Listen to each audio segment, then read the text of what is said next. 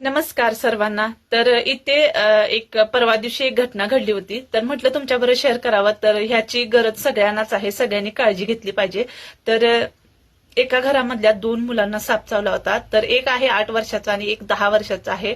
तर 8 वर्षाचा मुलगा हा एक्सपायर झाला, तर 10 वर्षाचा मुलगा हा सिरियस होता, तर आता ओके आहे।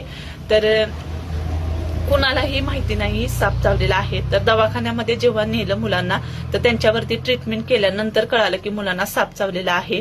तर सगळ्यात अगोदर छोट्या मुलग्याला साप चावला आणि त्याच्यानंतर थोड्या वेळाने मोठ्या मुलग्याला साप चावलेला आहे। तर नॉर्मली जशी मुलं संध्याकाळची झोपतात तशीच ही मुलं सुद्धा झोपी गेली। रात्री 1:30 वाजता अचानक त्यांच्या पोटामध्ये भरपूर जोरात दुखायला लागलं आणि त्यांना उलटी झाली। तर अंगाला खाज यायला लागली आणि अंग सुजमट झालं। तर घरातल्यांना वाटलं की जेवणामध्ये काहीतरी फरक झालेला आहे आणि पित्ताचा त्रास झाला असं त्यांचा विचार झाला आणि त्यांनी सगळ्यांनी खूप वेळ घरामध्येच काढला।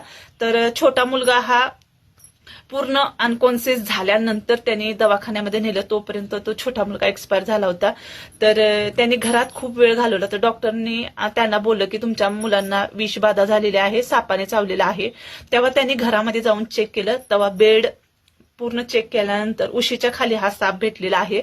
तर हा विषारी मण्यार आहे, तर इकडे त्याला वेगळं म्हणतात। तर हा साप छोट्या मुलग्याला होटाला चावला होता असं डॉक्टरांनी सांगितलं। तर हा मच्छर चावल्यासारखं झालं। तर साप चावल्यानंतर हे कळून आलं नाही, कारण की झोपेमध्ये झालेलं आहे आणि अर्ध्या तासानंतर मुलांना पोटात दुखायला चालू झालं असं डॉक्टरने सांगितलं ट्रीटमेंटवरती। म्हणजे डॉक्टरांनी पूर्ण चेकअप केल्यानंतर त्यांना कळालं की अर्ध्या तासानंतर ह्याचा इफेक्ट जाणवतो विषेचा। तर हा इतका विषारी साप आहे। तर नॉर्मली हा साप गेलाच कसा बेडवरती, तर हा प्रश्न मोठा होता सगळ्यांना।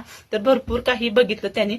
तर त्यांच्या घराच्या साईडला त्यांनी द्राक्षाचा एक वेल लावलेला आहे, त्याच्यावरून चढून गेला असेल असं म्हणतात। नाहीतर मग आपण कपडे सुकत घालतो दारामध्ये कुठेतरी घरामध्ये, तर त्याच्यामधून पण जाऊ शकतो। तर नॉर्मली आपण कपडे घेतो आणि बेडवरती टाकतो डायरेक्ट नेऊन, तर असं करू नका, काळजी घ्या। कारण की कपडे झाडल्याशिवाय घेऊ नका, कारण की आता उन्हाळा आलेला आहे।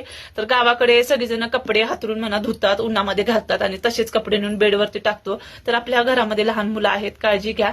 तर इकडे सापाचं प्रमाण हे खूप वाढलेलं आहे। तर आता फोन उघडला तरी फक्त सापच दिसत आहेत, बाकी काहीच नाही। तर तुम्ही सगळी काळजी घ्या। चला तर मग भेटू पुढच्या व्हिडिओमध्ये। Bye bye.